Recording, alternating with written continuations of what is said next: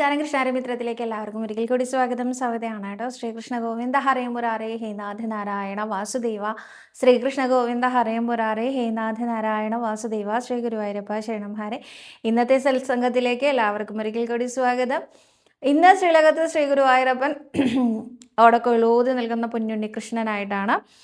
ഓടക്കോയിലൂതി നിൽക്കുന്ന പുണ്യുണ്ണി കൃഷ്ണന്റെ പാദത്തിൽ അനന്തകൂടി നമസ്കാരം പറയുന്നു. ഒപ്പം കൃഷ്ണപാദമനുഷ്യം ഹൃദി ഭാവയാമി, ഹരികൃഷ്ണപാദമനുഷ്യം ഹൃദി ഭാവയാമി. ഇന്ന് ഞാൻ കുറേ ദിവസമായി കഥയൊന്നും പറയുന്നില്ല, എന്താണ് സവിത കഥ പറയാത്തത് എന്ന് ചോദിച്ചിട്ട് നീതു എന്നൊരു ഭക്ത ചോദിച്ചിട്ടുണ്ട്. അപ്പം ഞാൻ ഇന്ന് ആ കഥ പറയാം കേട്ടോ. നീതു പി എന്ന ഭക്തയാണ് പറഞ്ഞിരിക്കുന്നത്, സവിത തുളസി എന്തുകൊണ്ടാണ് ഇത്ര പ്രിയപ്പെട്ടതായത് കൃഷ്ണന്? തുളസി ദേവിയുടെ കഥ പറയാമോ എന്നാണ് ചോദിച്ചിരിക്കുന്നത്. തീർച്ചയായിട്ടും തുളസി ദേവിയുടെ കഥ പറയാം. അതിനു മുൻപ് മഹാദേവൻ ഒരിക്കൽ ഇന്ദ്രദേവനോട് കോപിക്കുകയുണ്ടായി. അപ്പം അദ്ദേഹത്തിൻ്റെ ആ നേത്രാഗ്നി ഒരു ഗോളത്തിൻ്റെ രൂപത്തിൽ സമുദ്രത്തിൽ പതിച്ചു. സമുദ്രം ആ നേത്രാഗ്നിയെ സ്വീകരിച്ചപ്പോൾ അതിൽ ഒരു ഒരു കുട്ടി ഉണ്ടായി. ആ കുട്ടിയുടെ പേരാണ് ജലന്ധരൻ എന്ന്. ജലം ധരിച്ചവൻ എന്ന അർത്ഥത്തിൽ ജലന്ധരൻ എന്ന ഒരു പുത്രനുണ്ടായി. ഈ ജലന്ധരൻ പിന്നീട് അസുര രാജാവായി എന്നാണ് പറയാറുള്ളത്. അദ്ദേഹം അനേകം തപസ്സൊക്കെ അനുഷ്ഠിച്ച് ബ്രഹ്മദേവനിൽ നിന്ന് അനേകം വരങ്ങളൊക്കെ നേടാൻ ഇടയായി. അദ്ദേഹം ഇങ്ങനെ വരമൊക്കെ നേടി ആ വരത്തിൻ്റെ ബലത്തിൽ ഈ 74 ലോകങ്ങളും കീഴടക്കാനായിട്ട് ശ്രമം തുടങ്ങി. അതിൻ്റെ ഭാഗമായിട്ട് അവർ ദേവലോകം കീഴടക്കി. ഈ ദേവലോകമൊക്കെ കീഴടക്കുന്നതിൻ്റെ ഇടയിൽ അദ്ദേഹത്തിൻ്റെ വിവാഹം നടക്കാൻ ഇടയായി. വിവാഹം നടന്നത് വൃന്ദ എന്ന രാജകുമാരിയുമായിട്ടാണത്രേ. ഈ വൃന്ദ മഹാവിഷ്ണുവിൻ്റെ വളരെയധികം ഡെഡിക്കേറ്റഡ് ആയിട്ടുള്ള ഭക്തയായിരുന്നു കേട്ടോ. അപ്പോൾ ഈ വൃന്ദാദേവി എന്നും രാവിലെ എഴുന്നേറ്റാൽ ഏറ്റവും ആദ്യം ചെയ്യുന്ന കാര്യങ്ങൾ ഭഗവാനെ പൂജിക്കുക എന്നുള്ളതാണ്. അതിൽ അതീവ ശ്രദ്ധാലുവായിരുന്നു. മാത്രമല്ല പതിവ്രതയായിരുന്നു. പാതിവ്രത്യം വളരെ നിഷ്ഠയോടുകൂടി കൊണ്ടു നടന്നിരുന്ന ഒരുവളായിരുന്നു ഈ വൃന്ദാദേവി. അപ്പോൾ ഈ വൃന്ദാദേവിയുടെ പാതിവ്രത്യത്തിൻ്റെ ബലവും കൂടി ഈ അസുരനായ അല്ലെങ്കിൽ രാക്ഷസനായിട്ടുള്ള അല്ലെങ്കിൽ രാക്ഷസ സ്വഭാവമുള്ള അല്ലെങ്കിൽ ആസുരിക സ്വഭാവമുള്ള ഈ ജലന്ധരന് ഒരു എക്സ്ട്രാ പവർ കിട്ടാനുള്ള ഇടയായി. അദ്ദേഹത്തിനെ ആരാലും തോൽപ്പിക്കപ്പെടാൻ സാധിക്കില്ല എന്നൊരവസ്ഥയിലായി. അപ്പോൾ അദ്ദേഹം മഹാദേവനിൽ നിന്നാണല്ലോ ഉണ്ടായത്. അപ്പോൾ മഹാദേവനോട് തന്നെ ദേവന്മാരെ ഇതിനെ ഒരു നിവർത്തി മാർഗം ഉണ്ടാക്കി തരണേ എന്ന് പ്രാർത്ഥിച്ചു. അങ്ങനെ മഹാദേവൻ ജലന്ധരനുമായി യുദ്ധത്തിലേർപ്പെട്ടു. എത്ര തന്നെ യുദ്ധം ചെയ്തിട്ടും ജലന്ധരനെ തോൽപ്പിക്കാൻ സാധിച്ചില്ല. അവസാനം മഹാദേവൻ പറഞ്ഞു, ജലന്ധരൻ്റെ പത്നി അവർ പതിവ്രതയാണ്. ആ പാതിവ്രത്യത്തിൻ്റെ കഠിനമായ ആ ഒരു സപ്പോർട്ട് കൂടി ഈ ഒരു അസുരനുണ്ട്. അതുകൊണ്ട് ആ പാതിവ്രത്യം എപ്പോഴാണോ നശിപ്പിക്കപ്പെടുന്നത് അപ്പോൾ മാത്രമേ ജലന്ധരനെ വധിക്കാൻ സാധിക്കുള്ളൂ എന്ന്. ഇത് കേട്ടതും ദേവന്മാരെ മഹാവിഷ്ണുവിൻ്റെ അടുത്തേക്ക് പോയി. മഹാവിഷ്ണു ആണല്ലോ ഈ വൃന്ദയുടെ ഇഷ്ടദൈവം. അപ്പോൾ അദ്ദേഹത്തിനെ ചെന്ന് കണ്ട് ഇതിനൊരു നിവർത്തി മാർഗം ഉണ്ടാക്കി തരണം എന്ന് പറഞ്ഞു. അദ്ദേഹം എന്ത് ചെയ്തു എന്നറിയോ? ജലന്ധരൻ്റെ അതേ വേഷധാരിയായിട്ട് വൃന്ദാദേവിയുടെ മുൻപിൽ പോയി. വൃന്ദാദേവി വിചാരിച്ചു ഭർത്താവാണ് എന്ന് കരുതി അദ്ദേഹത്തിനെ സ്വീകരിച്ചു. അതോടുകൂടി വൃന്ദയുടെ പാതിവൃത്യം ഇല്ലാതായി. ഇത് മനസ്സിലാക്കിയ വൃന്ദാദേവി അന്നേരത്തെ ഒരു ദേഷ്യത്തിൽ, ഞാൻ ഇത്രയധികം പൂജിച്ചിട്ടും ഭഗവാൻ എന്നോട് ഇത് ചെയ്തല്ലോ എന്ന ഒരു ദേഷ്യത്തിൽ നീ ഒരു കല്ലായി പോട്ടെ എന്ന് ഭഗവാനെ ശപിച്ചു അത്രേ. ഭഗവാൻ ചിരിച്ചുകൊണ്ട് ആ ശാപം ഏറ്റെടുത്ത് ഞാൻ കല്ലായാൽ എന്നെ പൂജിക്കാൻ നീ ഒരു സസ്യമായി തീരട്ടെ എന്ന് തിരിച്ചും പറഞ്ഞു അത്രേ. അങ്ങനെയാണ് വൃന്ദ ഈ ഒരു ശാപത്തിന് ശേഷം വൃന്ദാദേവി മഹാവിഷ്ണുവിനെ തന്നെ ശരണം പ്രാപിച്ചു എന്നും പറയാറുണ്ട്. അല്ലെങ്കിൽ അഗ്നിപ്രവേശം ചെയ്ത ഭഗവാനെ തന്നെ സ്മരിച്ചുകൊണ്ട് അഗ്നിപ്രവേശം ചെയ്തു അത്രേ.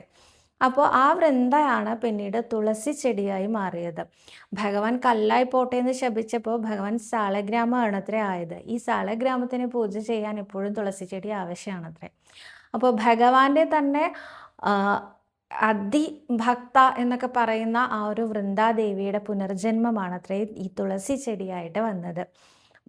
ഭഗവാൻ കൊടുത്ത അനുഗ്രഹത്താലാണത്രേ നീ എനിക്കെന്നും പ്രിയപ്പെട്ടവളാണ് എന്നാണ് ഭഗവാൻ വൃന്ദയോട് പറഞ്ഞത്. ഞാൻ കല്ലാണെങ്കിൽ നീ എന്നെ പൂജിക്കുന്ന ആ ഒരു സസ്യമായി മാറട്ടെ, അല്ലെങ്കിൽ ആ ഒരു പുഷ്പമായി മാറട്ടെ. ഞാൻ ഈശ്വരനാണെങ്കിൽ നീ ഭക്തയാണല്ലോ, അപ്പോൾ ഞാൻ കല്ലാണെങ്കിൽ നീ ആ കല്ലിനെ പൂജിക്കുന്ന പൂവായി മാറട്ടെ എന്ന്. അങ്ങനെയാണ് വൃന്ദ തുളസിയായി ജനിച്ചത് എന്നും ഭഗവാന് ഏറ്റവും പ്രിയപ്പെട്ടതാണ് ഈ തുളസി ചെടി എന്നുമാണ് പറയാറുള്ളത്. ഈ തുളസിയെ വലം വെച്ച് പ്രാർത്ഥിക്കുന്നത്, വിളക്ക് കൊളുത്തി വെക്കുന്നതും ഒക്കെ ഭഗവാന് സന്തോഷം ഉണ്ടാവാൻ വേണ്ടി ചെയ്യുന്ന കാര്യങ്ങളാണ്. വൈഷ്ണവരെ എപ്പോഴും ചെയ്യുന്നതാണ്. ഇസ്കോൺ ഫോളോവേഴ്സിനൊക്കെ അത് വളരെ സ്ട്രിക്റ്റായിട്ട് ഫോളോ ചെയ്യുന്ന ഒരു സ്വഭാവമുണ്ട്. അവരെപ്പോഴും വളരെ സ്ട്രിക്റ്റായിട്ട് ഫോളോ ചെയ്യുന്നതാണ് തുളസി ചെടിയെ ആരാധിക്കുക എന്നുള്ളത്. ഭഗവാനെ നേരിട്ട് ആരാധിക്കുന്നതിന് തുല്യമാണ് ഈ തുളസി ചെടിക്ക് വെള്ളമൊഴിക്കുക, വിളക്ക് വയ്ക്കുക, പ്രദക്ഷിണം വയ്ക്കുക. ചിലയിടത്തൊക്കെ തുളസി വിവാഹം വരെ നടത്താറുണ്ട് അല്ലേ. അത് ഈ ഒരു ഭഗവാന്റെ സന്തോഷത്തിന് വേണ്ടിയിട്ടാണ് തുളസി ദേവിയെ ആരാധിക്കുന്നത് എന്നാണ് പറയുക. ഭഗവാൻ അല്ലെങ്കിലും അങ്ങനെയാണ്, ഭക്തവത്സലനാണ്. ഭക്തനെ നമ്മൾ എന്തെങ്കിലും ഒരു സഹായം ചെയ്തു കൊടുത്താലുണ്ടല്ലോ, ഭഗവാൻ അവരോടൊരു പ്രത്യേക ഇഷ്ടമാണ് കേട്ടോ. ഭഗവാന്റെ വേറൊരു പ്രത്യേകത ഈ അടുത്ത കാലത്ത് അറിയാൻ കഴിഞ്ഞൊരു പ്രത്യേകത. അപ്പോൾ ഭഗവാന്റെ തൊട്ടടുത്ത് നിൽക്കുന്ന ഒരാളുണ്ടല്ലോ, ഈ തൊട്ടടുത്ത് നിൽക്കുന്ന ഭക്തൻ, ആ ഭക്തൻ്റെ സേവകൻ, അതായത് ഭക്തനെ സേവിക്കുന്ന വേറൊരാളുണ്ട് വെച്ചാൽ ആ വ്യക്തിയോട് കൂടിയും ഭഗവാന് ഒരു ഇത്തിരി അധികം ഇഷ്ടം ഉണ്ടാവും എന്നാണ് പറയുക. അതായത് എൻ്റെ ഭക്തനെ ഞാൻ ചേർത്ത് പിടിക്കുകയാണല്ലോ, അപ്പം എൻ്റെ ഭക്തനെ ഇഷ്ടമുള്ള ആളെ എനിക്ക് ഭയങ്കര ഇഷ്ടമാണ്. ആ എൻ്റെ ഭക്തന് വേണ്ടി ഇപ്പം നമ്മൾ ഒരു ഉദാഹരണം പറയുകയാണെങ്കിൽ, ഇപ്പം നമ്മുടെ വീട്ടിൽ പ്രായമായ അച്ഛനോ അമ്മയോ ഒക്കെ ഉണ്ട്, നമ്മൾ വിദേശത്താണ് വിചാരിക്കുക. അപ്പം നമ്മുടെ അച്ഛനെ കെയർ ചെയ്യാൻ അല്ലെങ്കിൽ നമ്മുടെ അമ്മയെ കെയർ ചെയ്യാൻ നമ്മൾ ഹോം നേഴ്സിനെയൊക്കെ ഹയർ ചെയ്യുന്ന ആൾക്കാരുണ്ട് അല്ലേ. അവർ വളരെ നന്നായിട്ടാണ് നോക്കണേ വിചാരിക്കുക. നമ്മുടെ അച്ഛനെയും അമ്മേനെയും അവരുടെ ഇഷ്ടത്തിന് അവർക്ക് സന്തോഷമാവണ രീതിയിലാണ് നോക്കണേ വിചാരിക്കുക. അപ്പോൾ നമുക്ക് ഏറ്റവും ഇഷ്ടപ്പെട്ട നമ്മുടെ അച്ഛനെയും അമ്മേനെയും വളരെ നന്നായി നോക്കുന്ന ഒരാളോട് നമുക്ക് ഭയങ്കര ഒരു സോഫ്റ്റ് കോർണർ ഉണ്ടാവില്ലേ. ആ കുട്ടി നല്ലതാ, ആ കുട്ടി എൻ്റെ അച്ഛനെയും അമ്മേനെ എത്ര നന്നായി നോക്കുന്നുണ്ട്, ഇങ്ങനെ വിചാരിക്കാറില്ലേ. ഇതേമാതിരിയാണ് ശ്രീ ഗുരുവായൂരപ്പൻ. എൻ്റെ ഭക്തന് വേണ്ട കാര്യങ്ങളൊക്കെ ചെയ്തു കൊടുക്കുക, അല്ലെങ്കിൽ അവൻ്റെ മനസ്സിന് സന്തോഷം നൽകുന്ന എന്തെങ്കിലും കാര്യം ചെയ്തു കൊടുത്താൽ അവരോട് ഒരു പ്രത്യേക വാത്സല്യം ഉണ്ട് അത്രേ നമ്മുടെ ഉണ്ണികൃഷ്ണന്. അപ്പം അതുകൊണ്ട് ആ ഒരു തത്വത്തിൻ്റെ അടിസ്ഥാനത്തിലായിരിക്കും ഭഗവാന്റെ ഏറ്റവും പ്രിയപ്പെട്ട തുളസി ചെടിയെ ആരാധിക്കുന്നവരോട് ഭഗവാന് വലിയ ഇഷ്ടമുണ്ടെന്ന് പറയാറുള്ളത് കേട്ടോ. അപ്പോൾ ഇതാണ് തുളസി ചെടിയുടെയും വൃന്ദയുടെയും ജലന്ധരൻ്റെയും മഹാദേവൻ്റെയും മഹാവിഷ്ണുവിൻ്റെയും ഒക്കെ കഥ. ഈ കഥ ഞാൻ അധികമൊന്നും അനുസ്മരിച്ചിട്ടില്ല. അപ്പോൾ ഈ കഥയൊക്കെ നിങ്ങൾക്ക് അറിയണം തന്നെയായിരിക്കും, എന്നാലും ഇഷ്ടപ്പെട്ടു എന്ന് വിചാരിക്കുന്നു. അപ്പോൾ ഇന്നത്തെ ചോദ്യങ്ങളും ഇന്നത്തെ വിശേഷങ്ങളും, ഇന്ന് എനിക്ക് കൃഷ്ണാനുഭവങ്ങൾ പറയാനുണ്ട്. അപ്പോൾ അതെല്ലാവർക്കും ഇഷ്ടമാവും തന്നെയാണ് ഞാൻ വിചാരിക്കുന്നത്.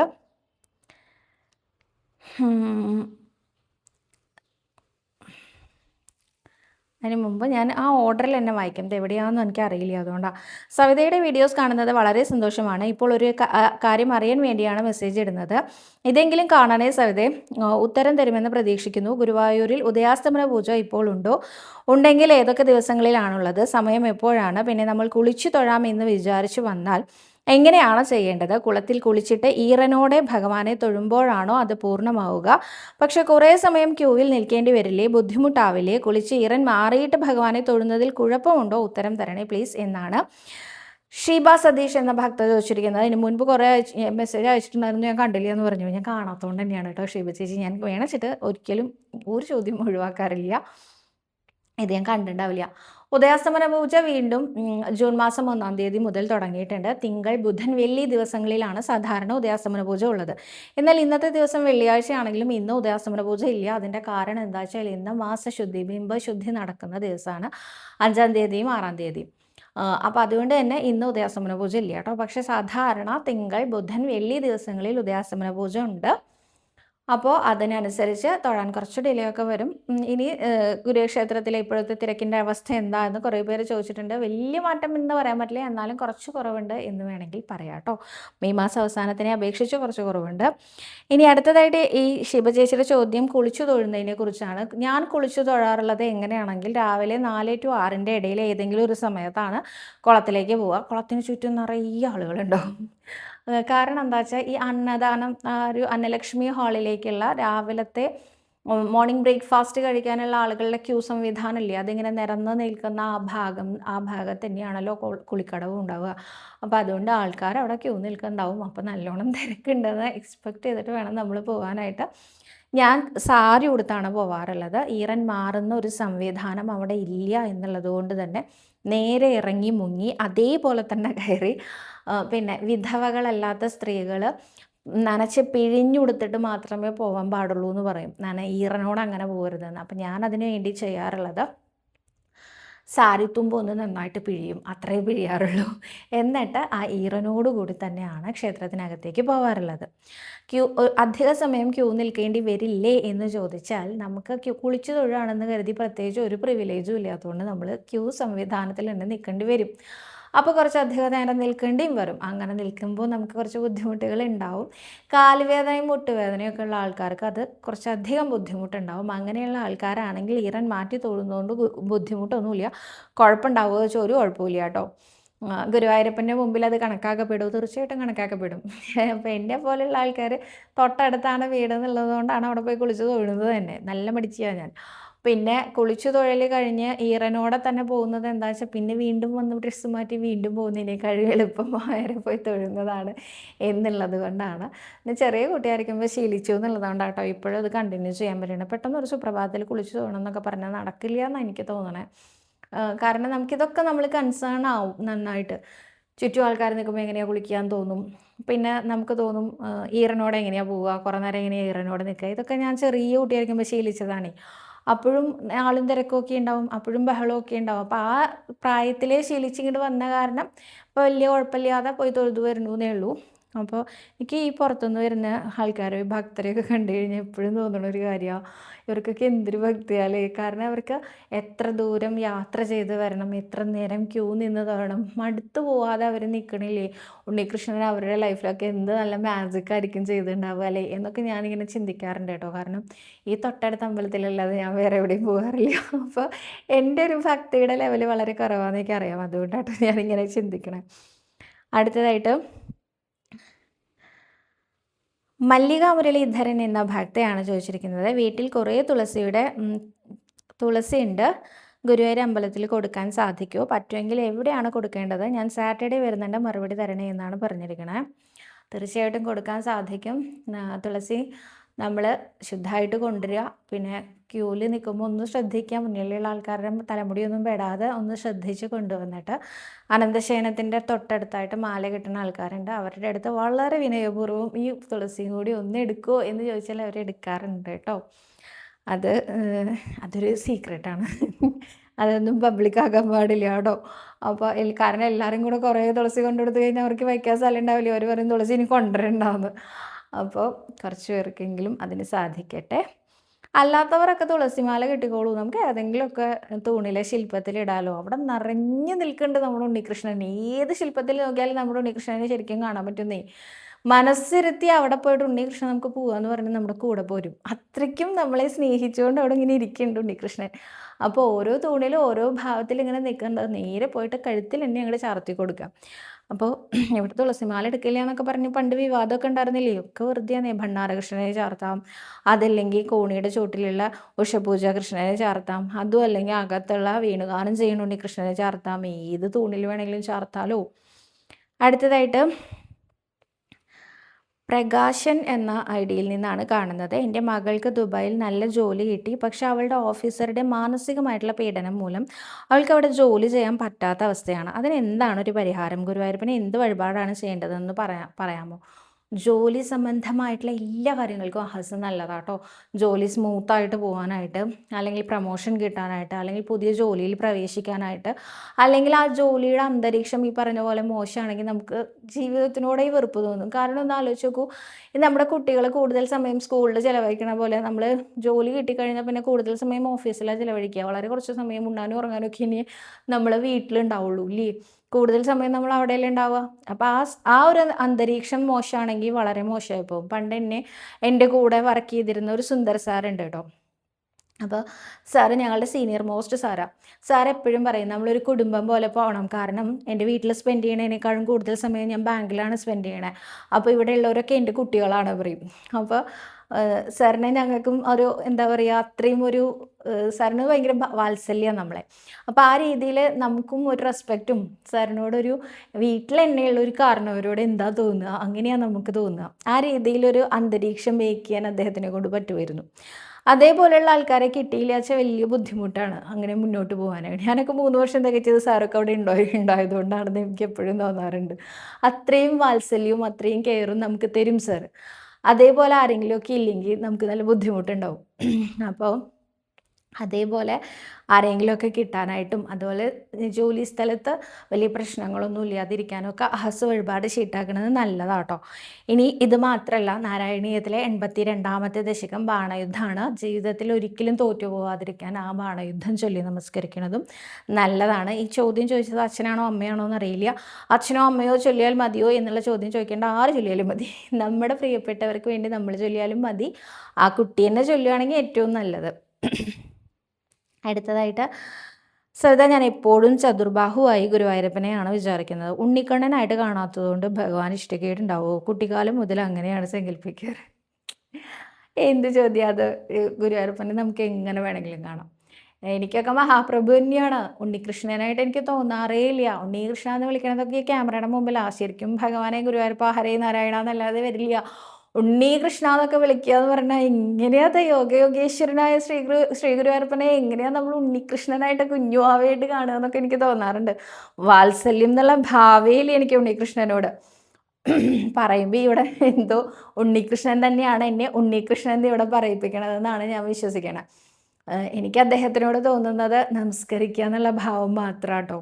അല്ലാതെ അതിൻ്റെ അപ്പുറത്തേക്ക് പോലും എനിക്ക് ചിന്തിക്കാൻ പറ്റില്ല.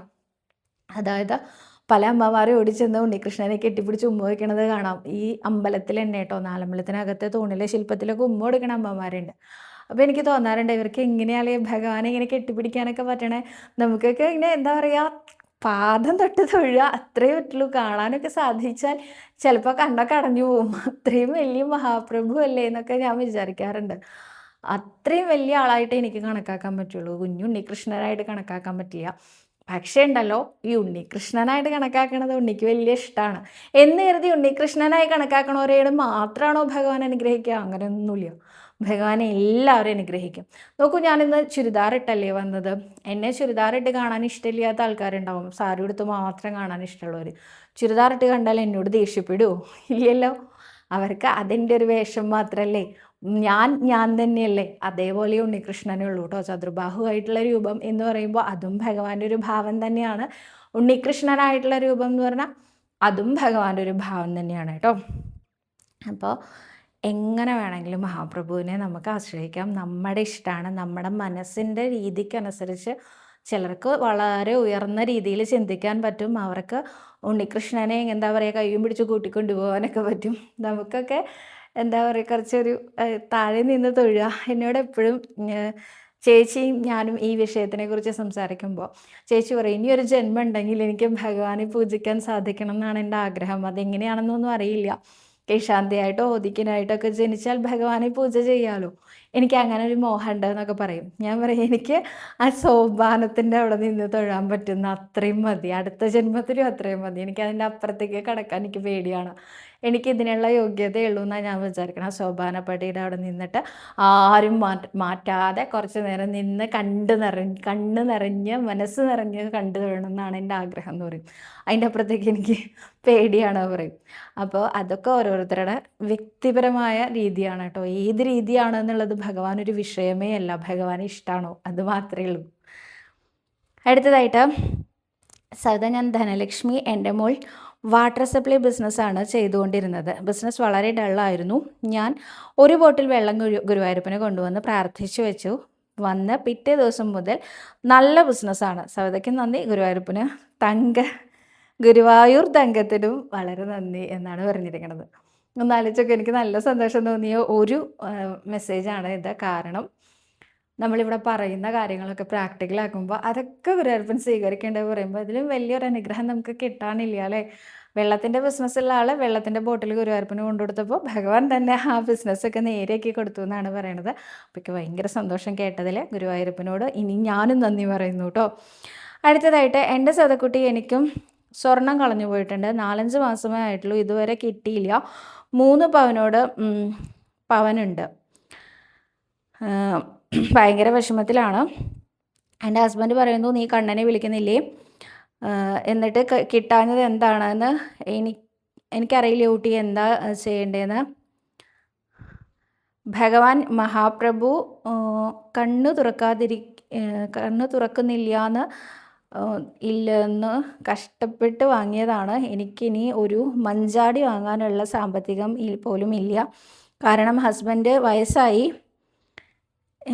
എനിക്ക് മുഴുവൻ വായിക്കാൻ പറ്റുന്നില്ല കേട്ടോ. ഇനി അദ്ദേഹത്തിന് സാധിക്കില്ല. അതാണ് വിഷമം. ഭഗവാനെ കണ്ണ, എൻ്റെ കൂടെ അല്ലേ മഹാപ്രഭു, ഞാൻ എന്താണ് ചെയ്യേണ്ടത് സവിതക്കുട്ടി എന്ന്. 3 പവനില്ലേ, 3 ഗ്രാം ഗുരുവായൂരപ്പന് കൊടുക്കാമെന്ന് പറയൂ. തീർച്ചയായിട്ടും തിരിച്ചു കിട്ടും കേട്ടോ.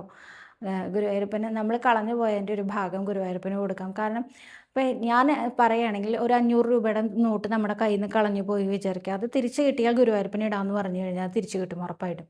അപ്പം ആ 500 രൂപ നമ്മുടെ കയ്യിൽ കിട്ടില്ലല്ലോ, ഗുരുവായൂരപ്പനല്ലേ കൊടുക്കണേന്ന് ഒരാളും ചിന്തിക്കില്ല എന്ന് എനിക്ക് തോന്നണേ. കാരണം അത് നമ്മുടെ ഉണ്ണികൃഷ്ണനല്ലേ നമ്മൾ കൊടുക്കണേ, അതുകൊണ്ട് നമുക്ക് വിഷമാവില്ലല്ലോ. പക്ഷെ അത് കളഞ്ഞു പോയിച്ചാൽ നമുക്ക് നല്ല വിഷമാവില്ലേ. അതേപോലെ ഇപ്പം 3 പവനാണല്ലോ പോയിരിക്കണേ, 3 ഗ്രാം ഗുരുവായൂരപ്പന് കൊടുക്കാമെന്ന് പറയൂ. എല്ലാ പ്രശ്നങ്ങളും മാറിക്കിട്ടു കേട്ടോ. അത് ഞാൻ ഇതിനു മുമ്പും പറഞ്ഞിട്ടുണ്ട്. ചില ആളുകൾക്കൊക്കെ അത് കിട്ടി എന്ന് പറഞ്ഞിട്ട് എനിക്ക് മെസ്സേജും വരാറുണ്ട്. തീർച്ചയായിട്ടും അത് നിങ്ങൾക്കുള്ളതാണെങ്കിൽ നിങ്ങൾക്ക് തന്നെ വന്നു ചേരും. വിഷമിക്കുകയേ ചെയ്യല്ലേ, ഉണ്ണികൃഷ്ണനല്ലേ നമ്മുടെ കൂടെ. ഇനിയിപ്പോൾ അഥവാ അത് കിട്ടിയില്ലെങ്കിൽ അതിലും വലിയൊരു അനുഗ്രഹം അവിടെ എടുത്തു വെച്ചിട്ടുണ്ടാവുന്നേ. ഗോപികമാരോട് പറഞ്ഞ പോലെ ആ രത്നം വേണോ ഈ രത്നം വേണോ എന്ന് ഭഗവാൻ ചോദിക്കണതാണെങ്കിലോ, ആ അസുരൻ്റെ തലയിൽ ആ രത്നം എടുത്തിട്ട് ബലരാമന് കൊടുത്തൊരു കഥയില്ലേ, രാമേട്ടൻ അത് കൊണ്ടുപോയപ്പോൾ ഞങ്ങൾക്ക് തരുമെന്ന് വിചാരിച്ചു എന്ന് ഗോപികമാർ പറഞ്ഞു അത്രേ. അപ്പോൾ ഗുരുവായൂരപ്പൻ തിരിച്ച് ചോദിച്ചു അത്രേ, ആ രത്നം വേണോ അതോ ഈ രത്നം വേണോ എന്ന്, അതായത് ഗുരുവായൂരപ്പനെ വേണമെന്ന്. പിന്നെ ഗോപികമാർക്ക് ഒരാഗ്രഹമില്ല, ഈ രത്നം മാത്രം മതി എന്ന് പറഞ്ഞു അത്രേ. അതുപോലെ ഒരു വിഷമം ഇല്ലാതാക്കി തന്നാലും മതിയല്ലോ. എന്തായാലും കിട്ടിയാൽ 3 ഗ്രാം ഗുരുവായൂരപ്പന് കൊടുക്കാമെന്ന് നേർന്നോളൂ കേട്ടോ. അടുത്തതായിട്ട് അജയ് MC എന്ന ഐഡിയിൽ നിന്നാണ് പറഞ്ഞിരിക്കുന്നത്. സവിത നമസ്കാരം, എൻ്റെ ഭർത്താവ് മദ്യപിച്ച് വണ്ടി ഓടിക്കുന്ന ആളായിരുന്നു, ഓട്ടോ ഡ്രൈവറാണ്. അതുമൂലം ഭയങ്കര സങ്കടത്തിലായിരുന്നു. ഞാൻ സവിത പറഞ്ഞതുപോലെ ഗുരുവായൂരപ്പൻ്റെ മുമ്പിൽ താമരപ്പൂ സമർപ്പിച്ചു. പറഞ്ഞു എൻ്റെ ശ്രമങ്ങളെല്ലാം കഴിഞ്ഞു, ഇനി അവിടുന്ന് തന്നെ ഏറ്റെടുത്ത് എല്ലാം ശരിയാക്കി തരണമെന്ന്. ഞാൻ എല്ലാ മാസവും ഗുരുവായൂർ വരാറുണ്ട്. സവിതയുടെ വാക്കിൽ നിന്ന് നാരായണീയവും നാരായണനാമവും 12 നമസ്കാരവും എല്ലാം ഞാൻ കണ്ണൻ്റെ മുന്നിൽ സമർപ്പിച്ചിരുന്നു. ഇപ്പോൾ ഞാൻ സമാധാനമായിരിക്കുന്നു. ഒരുപാട് സവിത, താങ്ക് യു സവിത, എൻ്റെ ഭർത്താവിൻ്റെ മദ്യപാനം ഒഴിവാക്കി എന്ന്. ഇത് കേട്ടിട്ട് ഒരുപാട് സന്തോഷമുണ്ട്. അനിത എന്ന് പറഞ്ഞൊരു ഭക്തയ്ക്ക് വേണ്ടിയിട്ടാണ് ഞാനത് പറഞ്ഞത്. നെഗറ്റീവ് കമൻസ് ഒക്കെ വരുന്ന സാധ്യതയുണ്ടെന്നൊക്കെ അറിഞ്ഞുകൊണ്ട് തന്നെ ഞാൻ പറഞ്ഞതാണ്. താമരപ്പൂ ഗുരുവായൂരപ്പന് സമർപ്പിച്ചോളൂ എന്ന്. ഇത് എനിക്ക് തന്നെ തോന്നിയൊരു കാര്യമാണ്. അതാണ് എനിക്ക് ഇത്രയും സന്തോഷം കേട്ടോ. കാരണം ഞാൻ പൂർവികർ പറഞ്ഞു കേട്ടതല്ല. മദ്യപാനത്തിന് എന്താ ചെയ്യാന്ന് ആലോചിച്ച് ഞാൻ കണ്ടുപിടിച്ചതാണ് താമരപ്പൂ സമർപ്പിക്കാൻ പറയാം എന്ന്. അപ്പോൾ അത് ഭഗവാൻ സ്വീകരിച്ചു എന്ന് കേൾക്കുമ്പോഴത്തെ എൻ്റെ ഒരു സന്തോഷം പറഞ്ഞറിയിക്കാൻ വയ്യ കേട്ടോ. ഇങ്ങനത്തെ ഓരോ അനുഭവങ്ങൾ ഓരോരുത്തർ പറയുമ്പോൾ നമ്മൾ കൃഷ്ണാരിമിത്രങ്ങൾ എത്ര ബ്ലെസ്ഡ് ആണ് എന്ന് തോന്നണില്ലേ. എനിക്കങ്ങനെ തോന്നുന്നു. എന്തായാലും വളരെ വളരെ സന്തോഷം. ഇനിയും ഒരുപാട് ചോദ്യങ്ങളുണ്ടെങ്കിലും ആ ചോദ്യങ്ങൾ നാളത്തേക്ക് പിന്തും വെച്ചിരിക്കുകയാണ്. നാളെ കൂടുതൽ ചോദ്യങ്ങളും കഥകളും ഒക്കെ ആയിട്ട് വരാൻ സാധിക്കട്ടെ. ശ്രീ ഗുരുവായൂരപ്പൻ നമ്മളെ ഓരോരുത്തരെയും അനുഗ്രഹിക്കട്ടെ.